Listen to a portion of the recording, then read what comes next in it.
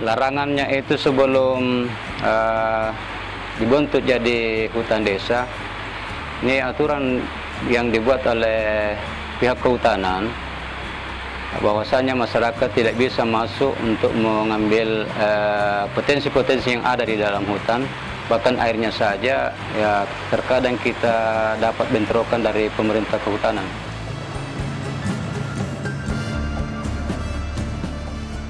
Hutan Kelurahan Cempaka ini adalah aset dan modal warga Cempaka.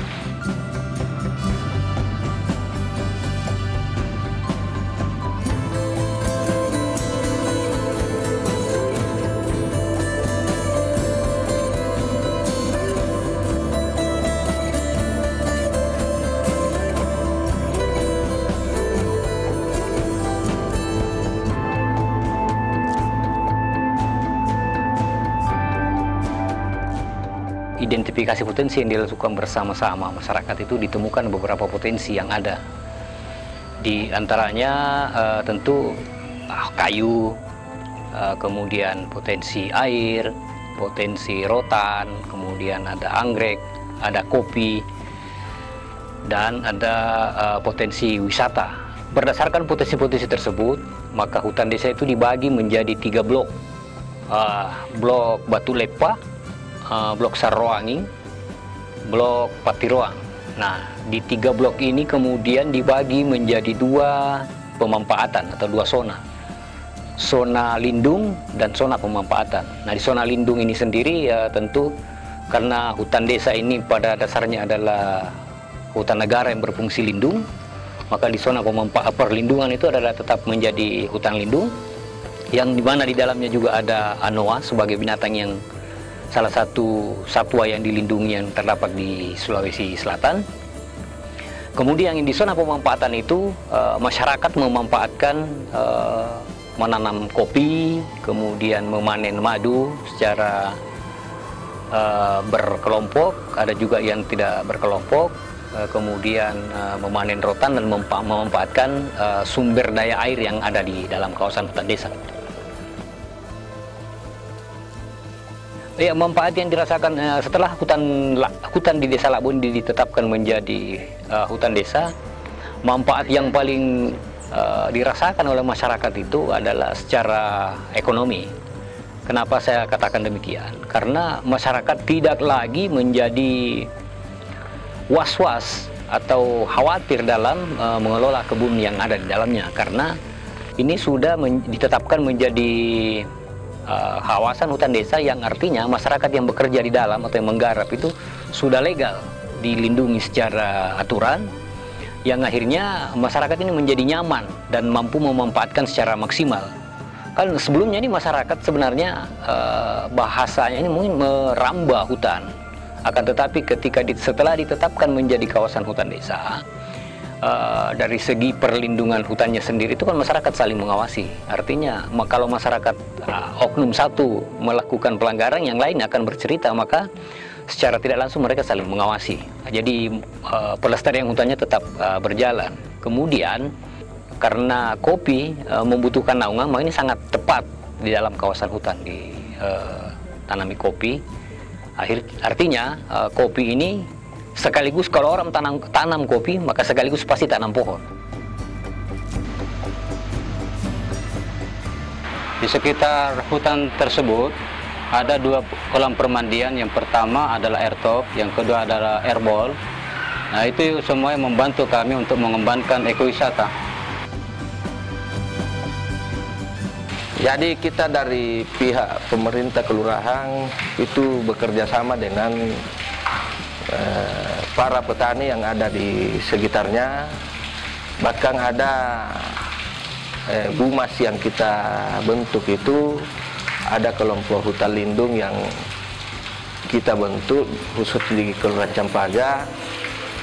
Dan kedua juga kita sudah bikin pos penyuluh kehutanan yang ada di sekitar hutan lindung itu. Kita mengadakan Sabtu Menanam bersama pemerintah, Bimas, Babinsa, kita libatkan semua, bahkan kita libatkan juga LPM yang ada. Bisa menjaga kelestarian, bagaimana bisa juga turut saya biasa menanam, Sabtu menanam. Saya sebagai perempuan biasa ikut dalam hal itu, Sabtu menanam pohon.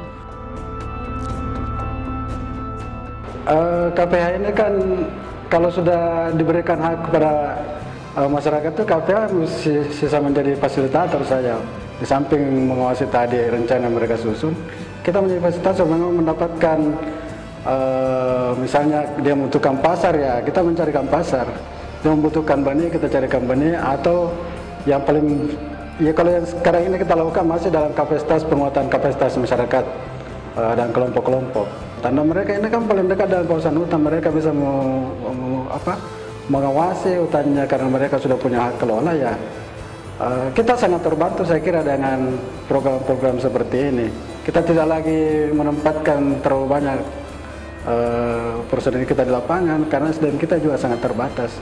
Sehingga dengan program ini saya kira ya bukan berarti kita lepas, kan kita adalah bagian dari negara yang punya kewajiban, tapi mereka sudah punya hak untuk mengawasi sendiri izin yang sudah diberikan kepada masyarakat. Kalau di Labo sendiri, hutan desa ini hak kelolanya diberikan kepada BUMDes selama 35 tahun. Nah, di bawah BUMDes ini ada namanya unit usaha hutan desa.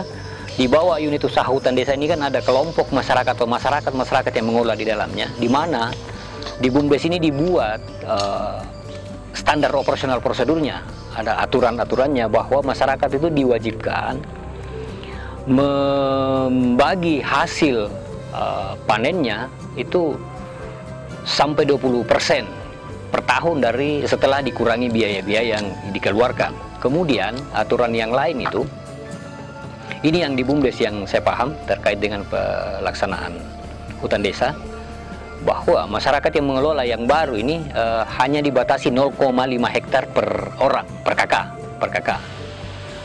Jadi itu yang saya paham kalau untuk di hutan desa Labo. Hal menarik yang ditemukan selama pelaksanaan program, hutan ini luasnya hanya 23 hektar, tapi memiliki peranan penting dalam menyuplai kebutuhan air masyarakat Kabupaten Bantaeng. PDM Bantaeng, pasokan airnya 15% berasal dari hutan desa yang berada dari mata air yang berada di sekitar hutan desa Campaga. Kemudian irigasi 3 kecamatan, Tompo Bulu, Gantaran Keke, dan Pajukukan yang total luasannya 500 hektar juga bersumber dari mata air di hutan desa tersebut. Besar kemungkinan peranan hutan desa Campaga dalam menyuplai air membuat masyarakat memiliki kepercayaan bahwa hutan ini harus dijaga secara tradisi, sehingga keberadaan hutan tersebut erat kaitannya dengan tradisi yang setiap tahun dilaksanakan oleh masyarakat dalam rangka semacam syukuran atau permintaan agar keberadaan mata air tersebut tetap terjaga. Tradisi tersebut akawaru dan caru-caru.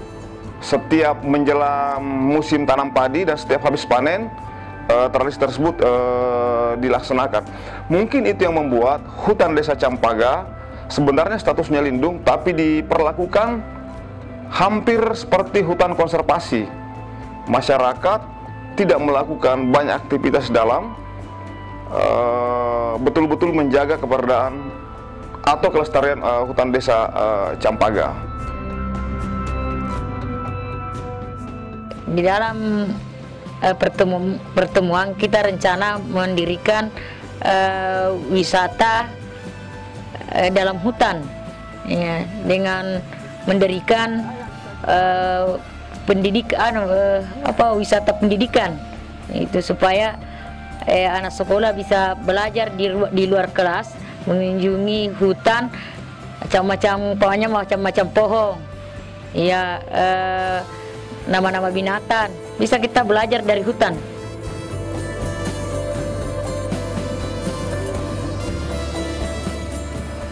Program proyek artikel 33 ini disambungkan ke pasar, misalnya processing yang dilakukan di tingkat petani, pengolahan kopi pasca panen yang dilakukan di tingkat petani itu mulai teredukasi bahwa ternyata kopi itu tidak hanya pada saat panen sehingga bisa dirasakan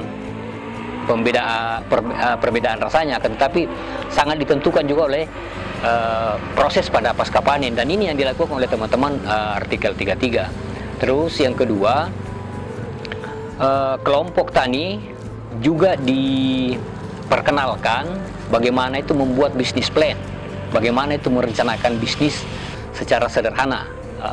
Itu dilakukan, difasilitasi oleh teman-teman Balang Institute yang bekerja sama dengan artikel 33. Lalu kemudian kontak diberikan untuk disambungkan langsung kepada buyer yang ada di Kota Makassar.